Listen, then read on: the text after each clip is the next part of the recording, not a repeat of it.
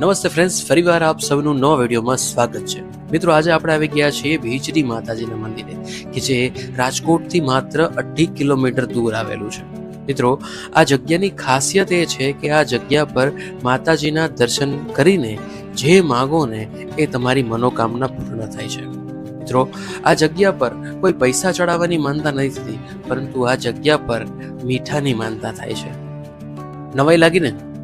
સાચી વાત છે. આ જગ્યા પર માતાજીના દર્શન કરીને મીઠાની માનતા કરવામાં આવે છે અને 1 કિલો મીઠું તમે માનતા કરી હોય તો તમારે 2 કિલો ચડાવવાનું, અને 2 કિલો માનતા કરી હોય તો તમારે 4 કિલો ચડાવવાનું.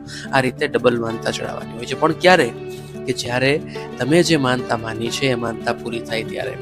હવે માતાજીની માનતા માનવા માટે પણ અલગ વસ્તુ છે. આ જગ્યા પર માતાજીના દર્શન કરીને મુખેથી બોલીને માતાને